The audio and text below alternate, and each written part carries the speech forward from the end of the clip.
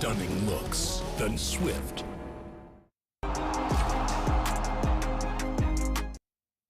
What an anticlimax. Rain plays spoil sport at Pallekele as all we manage is 48.5 overs of India's batting. Pakistan would have been up for it, and India also, after getting to 266 from the position that they were, would have thought they could have made a game out of it. As it turns out, both teams share the points. It confirms Pakistan's position in the Super Fours. We thought that would happen anyway, one way or the other. And India need to get the job done against Nepal. We come to all that, but we still look back at a game that had plenty to discuss, plenty of incident and takeaways for both teams. On Maruti Suzuki Arena presents ESPN Cricket for Matchday, powered by JBL. Wasim Jaffer still patiently in studio with me. So too Robin Uthappa and Urooj Mumtaz, who we'll hear from in just a minute.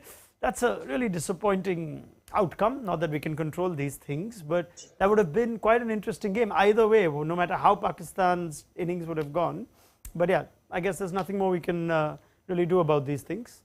Yeah, obviously, Pakistan would have fancied their chances, even though India would have as well. We would have seen how Bumrah would have bowled, or the new ball bowlers would have bowled. If India had got any opening, you never know. But they had at least got some runs on the board after that tricky start. But yeah, I think rain plays the spoil sport. Yeah, let's just look at the potential of this chase. Urooj Mumtaz, we missed you at half-time. As it turns out, full-time has come pretty soon after. And I guess if you have to look at greater disappointment, it would be from a Pakistan front, because they would have fancied themselves to chase a score like 266. Yeah, absolutely. I think from where they eventually managed to restrict India to 66, and I thought 1.300 is looking well on the cards. Considering that, they would have fancied their chase with the rain, the ball coming onto the bat slightly quicker under lights. And you probably would imagine the rain would have had some effect, and the ball might not have swung as much if the outfield still remained dry in a few areas. So I just thought for either team to go one up, but it could have been a very, very tricky game for both sides. With the 266, felt like was a decent score for India in the end. Yeah, we were hoping, fingers crossed, for even a shortened game. It didn't come our way. So let's look at conversations that can be had as a result of the cricket that we did see, Robin Uthappa. And let's start with India's batting. And let's start with Ishan Kishan here, because that becomes quite the talking point now. It was supposed to, be a second choice if Rahul was fit, and he seems to be taking every opportunity he gets. That's 450s on the trot in ODI cricket, including one today at number 5. So what does Kishan's innings do for his position, and for what plans India might have for that wicket-keeper batter slot going forward? Well, for Ishan Kishan, personally, a world of good. I think he puts himself in a very strong place at this point in time, even batting at number 5, as in just the fact that he's gone out there and played really well in the sense of playing good cricketing shots. I think he's kind of figured out what his one-day game is going to be like. He's figured out his patterns, the way he's going to approach the game, and he's striking at what 104, 101 today, which is great. Looked on course for a very good 100.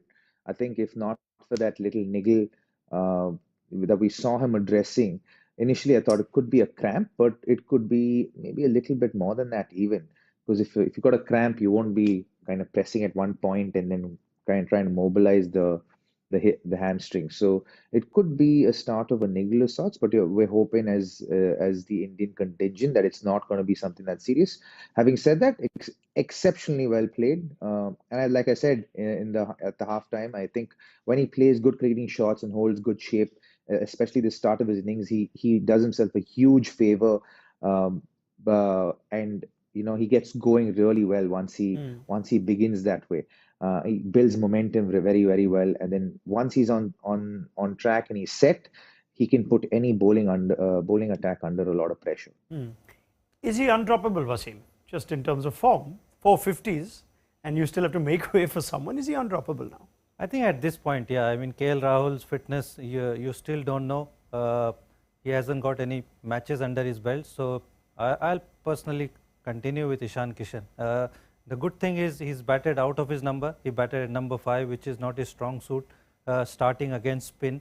And the way he played spin, we know that he takes on spinners, he hit them over the top, but he didn't do that. I think it took the threat out of Shadab Khan and even Mohammad Nawaz, the way he played normal cricketing shots. And that's a positive sign. That's what you want to see from Ishan Kishan. We all know he can muscle the ball. but the way he maneuvered the strikes and the way he batted for length and stitched a partnership together, that's a very mature knock. Yeah, speaking of that partnership, Urooj, you could weigh in on the Kishan situation as well when I ask you this, but how much did Pakistan aid that partnership to flourish? Babar's tactics, not a lot of pace in those middle overs. They will play each other again in the Super Fours in what will be a much more significant game. But as you break down that period of play, what do Pakistan take away when they face India next, given the situation they found themselves in?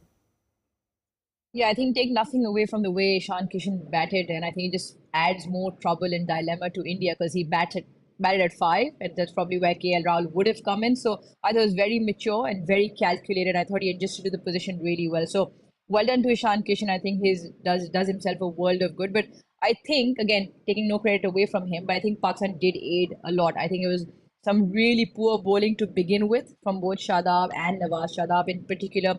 At times he was too full, almost full tossish, to which Ishan Kishan just presented the full face of the bat and dealt in boundaries. And every time he did try to adjust length, he was too short. And again, Ishan was very quick onto his feet to rock back and get into good position. So, and plus the fielding again, it just comes part and parcel with Pakistan. I thought we leaked about good 25 plus runs in that period of the game. But the spinners collectively, there was one point where, so that's what Babar does. He's got a script A plan when he's gone with the 3 quick bowlers and they bowl best at the depth. So, but having said that, he got his calculations wrong because had the 50 overs finished, one of the quick bowlers, would still be left with 1 over. So there were periods in the game where he could have probably taken the gamble. And that's where Babar needs to mature. He needs to deliver the knockout punch when it matters most. Because if had that partnership been broken with one of the quicks earlier on, the end would have been easier to clean up. So I think he lets partnerships flourish, going with that scripted plan A. I think that's somewhere where the out of the box captaincy, not too much, but just being a little bit more aggressive and trying to make things happen rather than being sort of sitting back and waiting for the batters to make their mistake. So a couple of things where Pakistan can sort of brush up and pull their socks up. Yeah, I think it's a fair point. We did discuss Babar Azam in our mid-inning show as well. Urooj, since you brought it up, let me just go straight back to you. I wonder if you had to give like a 3-point plan to whoever wants to take up the unenviable job of Pakistan's fielding coach, what you'd start with, because they're so good with the ball, and this could easily have been 240, but for some of the fielding. Is it just something you've got to numb with now, watching Pakistan cricket over the years? Well, if you see me sitting in the lounge just screaming on the top of my lungs because I took a lot of pride in fielding. So you put me in that position, they'd probably fire me on day one, which is too aggressive or whatever that might be. But I think it's something which is one of the controllables that is in your hands. I think comes down to just personal responsibility and how much effort you put into it. I don't think there can be a 3-point plan. It is just something that sticks with Pakistan for what, 100 years, 70 years, whatever cricket's been on for. But again, I think it comes down to a sense of responsibility and taking it as something which is in your control. And one blinder, one good fielding effort can change the momentum of the game. We've seen that throughout the history of cricket.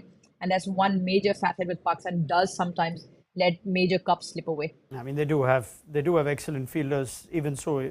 And there was a good catch by Shadab Khan to get Shard. All that will keep happening. But let's look at other takeaways for the rest of the team. India, Robbie, there would still be concerns about what happens when Shaheen Afridi comes up next against the top order and India finding themselves in the situation they were at about 14, 15 overs. What do they need to fix? Well, I think they need to just take the focus away from the Pakistan bowling attack and then focus on their strengths and how they'd like to approach the start of an innings. I think that's what they can focus on. I think even the conversations we're all having is how do you negotiate with someone as dangerous as Shaheen Shah Afridi? I think the focus is a lot on what the opposition's doing or what the opposition can do. But if they can take the focus inwards and say, okay, what can I do and how do I want to approach this innings? How do I want to start the innings? Do I want to start on a positive note? Do I want to start it on a circumspect note where I get in and get set and then start playing my shots? How do I want to approach it? I think that's possibly a way that they can go. Having said that, I think again the wicket today was very fresh and was doing quite a bit. So if when they decided to go the way they did today, one could understand why, and they found themselves in quite a lot of trouble. So I think going forward, hopefully in better conditions, and it's not going to be so overcast. Hopefully, not so overcast in Sri Lanka. I think the next game shouldn't be too much of an issue, from what I understand. I even have a feeling that some records may be broken in the next game. But the games after that is what is going to be important for Team India.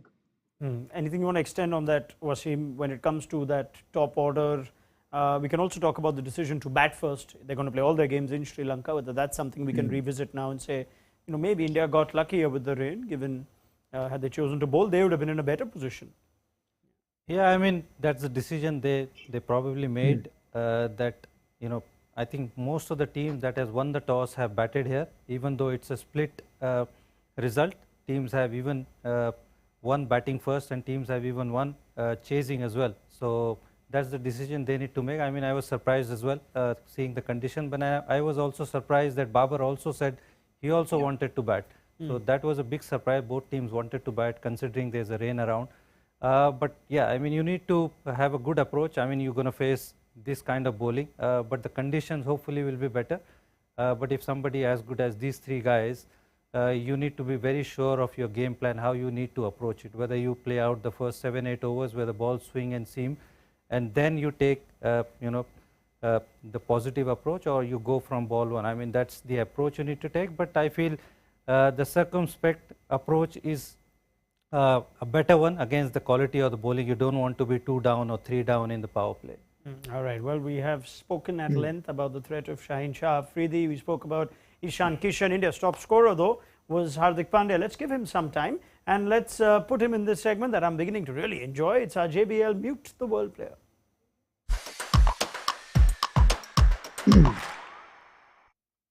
He actually likes a bit of music on his own, does Hardik Pandya. So I'm going to put on my very nice, very comfortable JBL Tour 1 M2 headphones as we talk about Hardik Pandya with Wasim, Urooj and Robin. Very calm innings, almost a second fiddle sort of innings, which is not what we associate with Hardik. How would you describe that? What impressed you most about Pandya's innings today, Wasim? I think with the fluency with which he batted and the way he absorbed the pressure with 66 for 4, it could have gone either way. And, if he bats like that, he looks a different player. We've seen him probably a couple of weeks or 3 weeks before in West Indies, scratching for runs, struggling with his fluency. But if Hardik Pandya bats like that, against pace and spin, he looks $1 million player. And India needs Hardik Pandya to fire, with the World Cup coming, not just the Asia Cup, and with his bowling as well. So if he gives you that stability and if he bats like that, India is in much safer hands.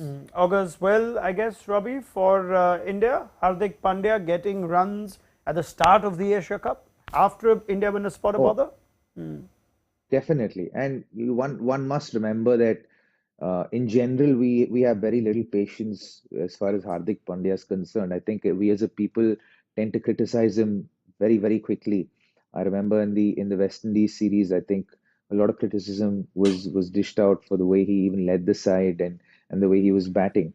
But when you see him bat the way he did today, and you see him exude the kind of confidence that he did today, and the way he kind of just conducted himself and the way he conducted his innings, you suddenly feel like, man, this guy is a world beater, and he's got the potential to be a world beater. And you could see that, even in that picture right there, you can see the fire in his eyes, right? That intensity, and you saw that through the innings till the ball he got out. So it's great. It augurs exceptionally well for India. Commentators in that West Indies series had no idea what they were talking about, Robbie. So just leave it there. Going to Urooj though, looked very comfortable against Shadab Khan, against the spin. Didn't really seem in any bother. Got deceived really well by Shaheen Afridi. But your assessment of how Hardik handled the threat from the middle overs, Urooj? Yeah, I was going to say it took an absolute peach of a delivery to outfox Hardik Pandya. And the word I saw associated with his innings was he was so calm. He didn't look unperturbed at any situation. It was almost like it was tailor-made for him. It almost felt like he owned the situation. At least his demeanor appeared to be. And every shot that he played, I don't think there was a mistimed shot in his entire innings. He was confident with his defense. I thought he played a very smart, calculated innings. And the shots that he played, the sound of the bat, I think it was very, very class. And I think it was something that could have taken Pakistan India's total way past 300 had he stayed in. So Shaheen Shah Afridi, it took his brilliance to dismiss of Hardik Pandya, but looking at that middle order with Jadeja still to come, I thought that looks very, very formidable. And with Ishan Kishan now scoring at 5, I don't think India has middle order problems anymore. Okay, there we go. Thank you, Urooj. We've been waiting 4 years in the making, and Urooj Mumtaz gives us the comfort of knowing that it's been solved. Right, well done, Hardik Pandya and Ishan Kishan. And he has, anyway, had the tendency of blocking out all the noise, so he can effectively cancel it out as I take my JBL Tour 1 M2 headphones off. Hardik Pandya, our JBL Mute the World player. Right, that is pretty much it. I'm sure we will get revisiting of India-Pakistan chit-chat when these two teams play next in the Super 4, assuming, of course, India get the job done against Nepal. Of course, I have to balance these things out. Robin's already expecting records to be broken, so this is where I call time on the chat. Robbie, it's been lovely having you. So too, Urooj Mumtaz. Take care, and we'll see you very soon on our network again. Wasim Jaffer, thank you very much, sir, for your time and your thoughts. We'll have Wasim back tomorrow as we look forward to Bangladesh against Afghanistan, which is an all-to-play-for clash. It's just been 4 games, and we're already into knockout territory. That's what Shakib Al Hasan's side have to contend with on Sunday. So build up to that right here on Maruti Suzuki Arena Presents ESPN Cricket for Matchday, powered by JBL. Look forward to your company then, and do download the mobile app. It'll have you covered with everything going on, not just in the Asia Cup, but also in the women's game, where some terrific results have come our way, with Sri Lanka beating England quite comprehensively today. In fact, if Urooj is still around, Urooj, are you still around? Let me check if Urooj is still around. Very much so. Let me get a comment on that because it's quite a, I know we're talking India, Pakistan, but this is a significant development, isn't it? Sri Lanka beating England in England? Sri Lanka beating England in England. Let's not forget yesterday, Pakistan beating South Africa at home for the first time, chasing down a 150 score. So I think it's a brilliant turn of events for women's cricket. Two relatively two sides, Sri Lanka and Pakistan, who would have probably not thought of these results, but having done so, I think it's quite exceptional, especially with the way the women's game is growing. So, well, I'll take that one again for Pakistan. Brilliant, brilliant. Thank you very much, Urooj, as well as Robbie and Wasim. Look forward to your company then on Sunday. Bye-bye.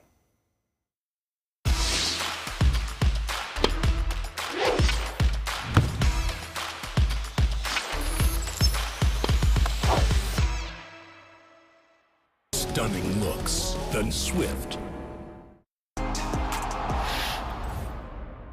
Make sure you download the ESPN Cricinfo app to stay updated with the very latest from the world of cricket.